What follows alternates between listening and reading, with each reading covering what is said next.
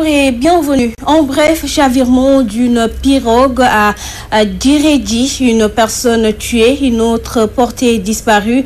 Les recherches se poursuivent. Nous y reviendrons dans nos prochaines éditions avec notre correspondant Lamine Bayo.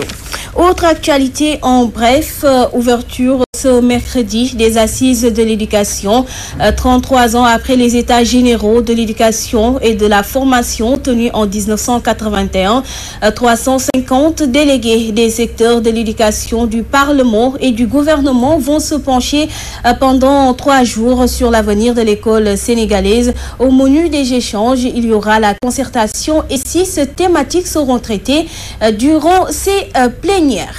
Nous restons toujours avec les assises de l'éducation. Le grand cadre des syndicats d'enseignants invite l'État du Sénégal à bien prendre en charge les préoccupations des enseignants et de donner suite aux conclusions de ces assises. Mamadou Lamine Dianté précise en outre qu'un comité de suivi sera mis en place pour matérialiser les résultats issus de cette rencontre. Je vous propose d'écouter Mamadou Lamine Dianté, le coordonnateur du cadre. Il s'entretient avec Théodore Semedo. Rien ne peut se bâtir sur du sable mouvant. Il y a aujourd'hui des préoccupations de l'heure qui ne sont pas encore prises en charge par le gouvernement. Et c'est pourquoi nous avons dit que si on veut aller vers une refondation syndicative, il faut nécessairement qu'on puisse stabiliser et pacifier l'espace scolaire universitaire. Parce qu'aujourd'hui, les préoccupations des enseignants sont multiformes. Elles ont trait à la formation des enseignants. Elles ont trait à l'intégration dans la fonction publique. Elles ont trait à la mise en solde. Elles ont trait à l'avancement, au paiement des rappels. Donc, mais à côté de cela également, il y a un protocole d'accord qui est gage de stabilité du système éducatif qui a été signé depuis le 17 février 2014 qui jusqu'à présent n'est pas appliqué. Et sur le marché, au niveau du ministère de l'Éducation, nous avons vu qu'il y a une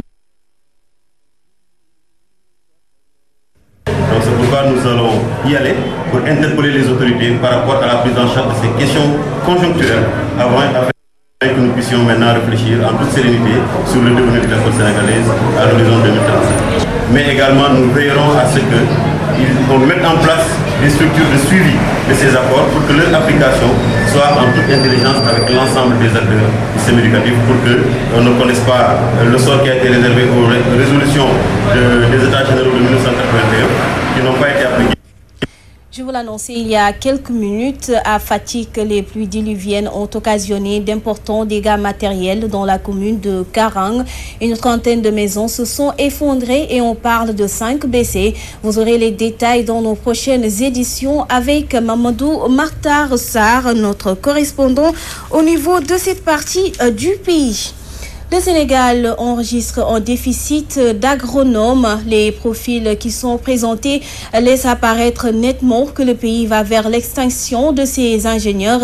Propos du directeur général de l'ISRA en visite à Thiès, Alioune Fall dit que le personnel plutôt est vieillissant et l'État sera coupable de ne pas avoir formé la relève. Je vous propose de l'écouter. Il est avec Ramatoulaye Sarr. C'était important, en tout cas, qu'on s'accorde un peu sur un certain nombre de choses qui devraient nous permettre d'être beaucoup plus efficaces dans notre démarche et surtout dans la situation actuelle où le ministre de l'Agriculture a démarré le programme de relance et d'accélération de la cadence de l'agriculture sénégalaise, que nous tous, en tout cas, nous tirons dans la même direction pour qu'on soit beaucoup plus efficace. Donc, parler le même langage, c'est de voir toutes les structures qui gravitent et qui travaillent avec la recherche, comment chaque structure peut jouer véritablement son rôle. La formation, vous savez, c'est très très important, parce que sans la formation, on ne peut pas avoir une jeunesse qui puisse jouer véritablement aussi leur rôle dans le développement du pays. Donc l'ENSA, qui est l'École nationale supérieure d'agronomie, il faut qu'on soit conscient des choses, et je dis ça clairement, et je crois que je le pense. Nous sommes responsables devant l'histoire. Devant l'histoire, pourquoi? Parce que nous traversons une période où c'est très étonnant d'avoir un pays comme le Sénégal qui a bien sûr le moteur de développement qui est l'agriculture, et il n'y a pas d'agronome. Donc il n'y a pas d'agronome, on l'a décrié partout. Vous allez à l'ISRA, vous allez dans les ONG, vous allez au ministère. On se demande où est-ce qu'on forme les agronomes. Parce que quand on regarde en tout cas, les profils qui sont présents, on a toute l'impression qu'on s'oriente vers l'extinction des agronomes et ce serait dramatique pour le Sénégal. Donc il faudrait nécessairement, et dans des délais très très courts, que l'ENSA, appuyé par la recherche l'ISRA, puisse mettre en place un programme concerté qui nous permet de relever ce défi. Parce que nous sommes à une période où, et je crois que c'est au niveau de toutes les structures pratiquement de l'État actuellement, beaucoup de gens vont partir bientôt à la retraite. Et partir à la retraite sans pouvoir préparer la relève, véritablement, nous serons responsables devant l'histoire. Il est également question des travaux du barrage hydroélectrique de Samangalou qui vont bientôt démarrer. Les populations des villages riverains du fleuve Gambie, menacées de déguerpissement, n'entendent pas abandonner leurs champs, les lieux de culte et les cimetières de leurs ancêtres. Elles l'ont dit en marge d'une rencontre, la correspondance de Solibra Madabo.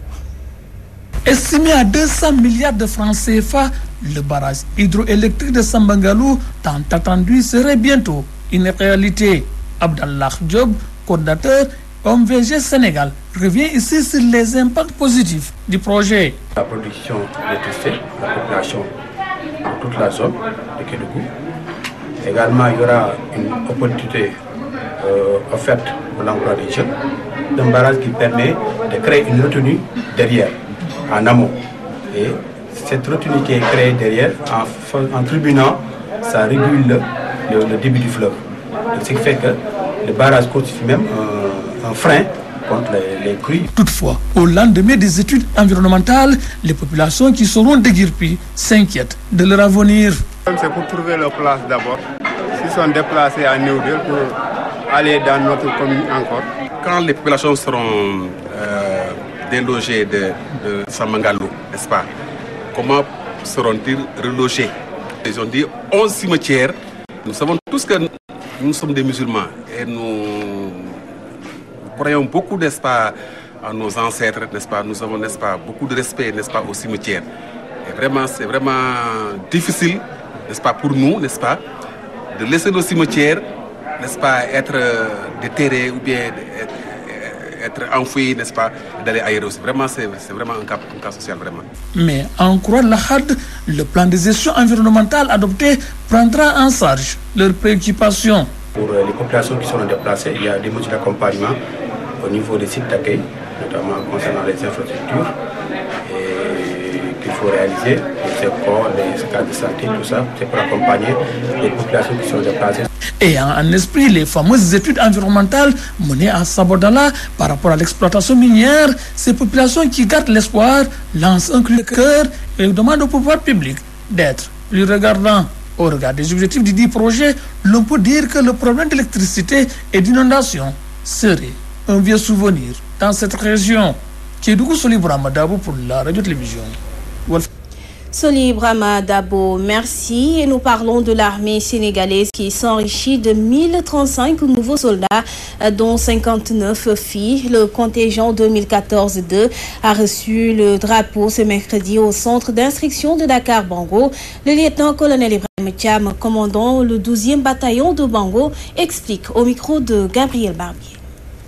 Le contingent que nous venons de voir tout de suite a été fort de 1035 personnels, dont 59 filles. Cette formation a démarré depuis le début du mois de mai, donc pratiquement 4 mois, et donc elle vient de prendre fin. Cette cérémonie revêt une importance capitale dès l'instant que, après avoir subi la première formation initiale, la formation dans la vie militaire, il est bon que quand ces gens-là partent rejoindre leur corps, qu'on fasse une cérémonie pour magnifier donc cette formation qui vient de prendre fin.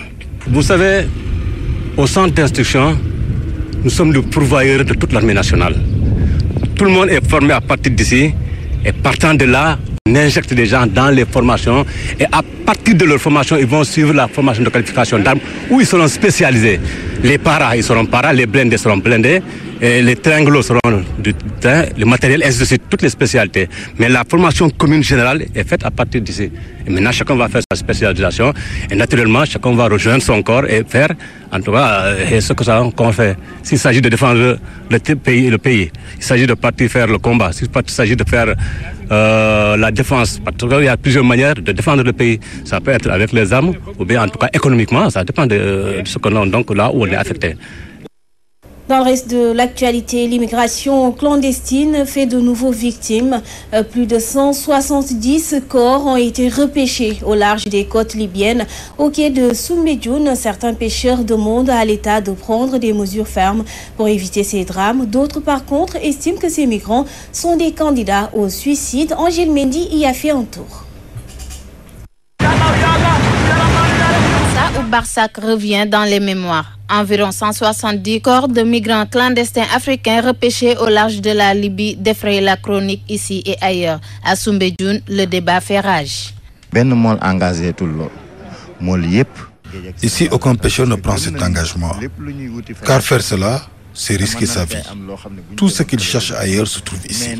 Certains se disent pêcheurs et font l'immigration clandestine. Or, ils ne le sont pas, puisqu'ils cherchent de l'argent.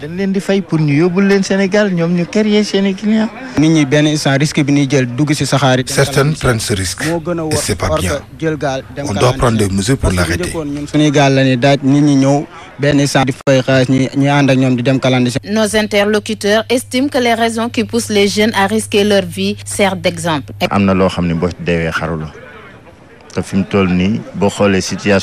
Ceux qui le font encourent de grands risques. Ils peuvent aller même au milieu de l'océan et se noyer là-bas. Depuis 2006-2007, bataille amuñu ben résultat bo xamni man nañu ko def.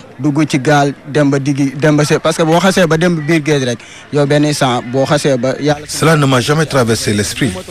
Ces immigrants clandestins ne savent pas ce qu'ils font.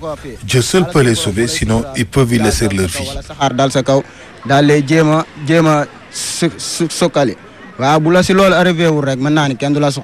Vision d'apocalypse sur la plage de la localité d'El Karabol à 60 km de Tripoli où plus de 70 corps ont été rejetés par la mer. L'État sénégalais est prié de prendre des mesures fermes pour l'éradiquer.